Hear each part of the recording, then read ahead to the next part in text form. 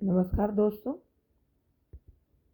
आज हम संघ की विधायिका भारतीय संविधान के भाग 5 अध्याय 2 तथा 3 और अनुच्छेद 79 से 123 तक के ऊपर चर्चा करेंगे। संसद भारतीय संघ के सर्वोच्च विधायिका का नाम संसद है। जैसे कि संसदीय लोकतांत्रिक प्रणाली में स्वाभाविक है, देश का प्रशासन में भारत की संसद का सबसे प्रमुख स्थान है। संसद का गठन। भारत की संसद राष्ट्रपति तथा दोनों सदनों को मिलकर बनी है। सदनों के नाम राज्यसभा तथा लोकसभा है। अनुच्छेद 79 के प्रारंभ में ही कहा गया है, संघ के लिए एक संसद होगी। इसका अर्थ है, संघ के लिए एक संसद सदैव अस्तित्व में रहेगी। संसद में के तीनों घटकों में से केवल लोकसभा का ही विघटन हो सकता है। राज्यसभा एक स्थायी व शाश्वत सभा है और वह अनिवार्य है कि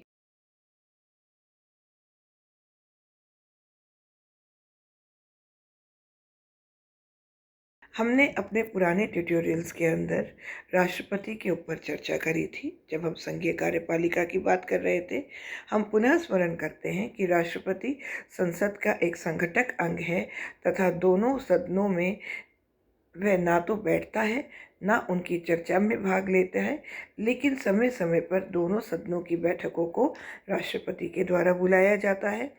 दोनों सदनों का सत्रावसान भी राष्ट्रपति के द्वारा किया जाता है। दोनों सदनों में पारित विधेयक पर राष्ट्रपति की अनुमति लेना अनिवार्य है। अनुमति के उपरांत ही वह विधि बनता है। इतना ही नहीं, जब संसद के दोनों सदन सत्र में नहीं हो तो राष्ट्रपति को समाधान हो जाए कि ऐसी परिस्थिति विद्यमान है जिसके लिए तुरंत कार्यवाही करनी है, तो राष्ट्रपति अध्यादेश भी जारी कर सकता है और उनका वही प्रभाव होता है जो संसद के द्वारा पारित कानून का होता है। अनुच्छेद 85, 111 और 123 इस संदर्भ में अध्ययन करने योग्य है। लोकसभा के लिए हर आम चुनाव के बाद प्रथम सत्र का प्रारंभ होने तथा प्रति वर्ष के प्रथम सत्र पर होने पर राष्ट्रपति एक साथ दोनों सदनों के अभिभाषण करता है और संसद को बुलाए जाने के कारणों की सूचना देता है। इस प्रकार राष्ट्रपति संसद का एक महत्वपूर्ण इकाई है। कुछ महत्वपूर्ण विधेयकों पर राष्ट्रपति की सिफारिश प्राप्त करना अत्यधिक आवश्यक होता है। इस संदर्भ में हम अनुच्छेद 117 और 274 का अध्ययन भी करते हैं। राज्यसभा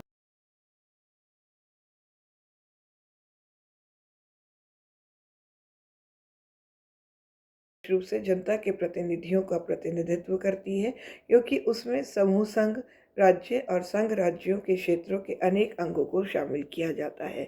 राज्यसभा के सदस्यों के निर्वाचन राज्य विधानसभाओं के निर्धारित सदस्यों के अनुपातिक पद्धति के अनुसार एकल संक्रमणीय मत के द्वारा किया जाता है। विस्तार हेतु देखिए अनुच्छेद 80। संघ के विभिन्न राज्यों को राज्यसभा के बराबर प्रतिनिधित्व नहीं दिया गया है। हर राज्य को अपनी क्षेत्रफल व जनसंख्या के आधार पर उनको प्रतिनिधित्व दिया गया है। यहाँ पर महत्वपूर्ण है कि हम याद रखें, मणिपुर, मिजोरम, सिक्किम, त्रिपुरा जैसे छोटे छोटे राज्यों को केवल एक एक प्रतिनिधि मिला है। अंडमान निकोबार द्वीप समूह, चंडीगढ़, दादर और नागर जैसे कुछ राज्यों को आबादी इतनी कम है कि राज्यसभा में उनका कोई प्रतिनिधित्व ही नहीं है।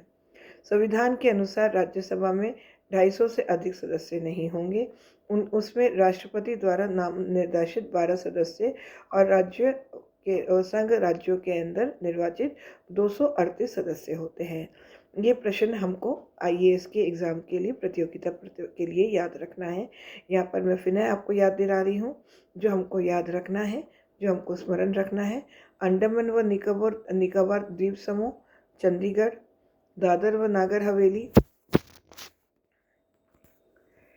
दमन द्वीप और लक्षद्वीप जैसे कुछ संघ राज्य ऐसे हैं कि इनका राज्यसभा में कोई प्रतिनिधित्व नहीं है। दूसरा, राष्ट्रपति द्वारा 12 सदस्य नॉमिनेटेड किए जाते हैं। सबसे अधिक 245 सदस्यों में से आंध्र प्रदेश के 18, अरुणाचल का 1, असम के 7, बिहार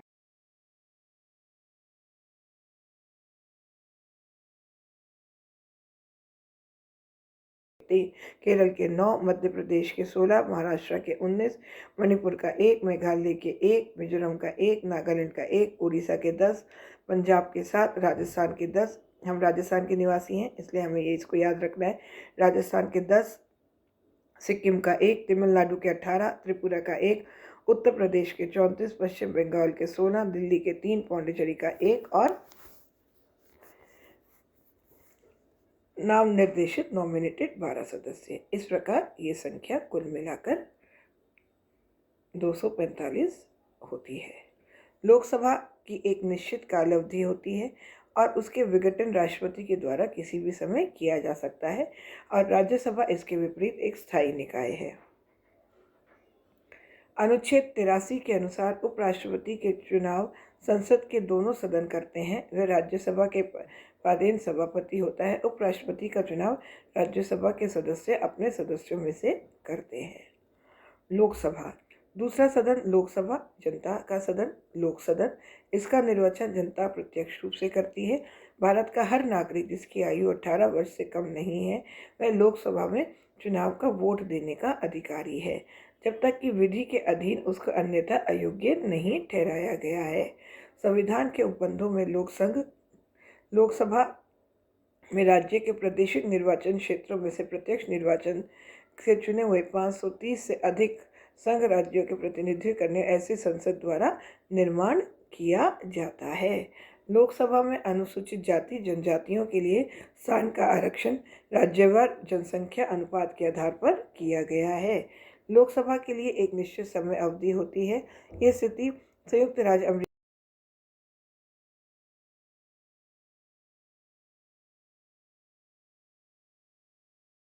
ये स्वतः ही विघटित हो जाता है और कुछ परिस्थितियों में लोकसभा की अवधि समाप्त होने से पूर्व ही उसका विघटन किया जाता है। ऐसी स्थिति को आपातकाल कहा जाता है। धन्यवाद। संघीय विधायिका पर अगले ट्यूटोरियल पर हम इसके आगे की चर्चा करेंगे।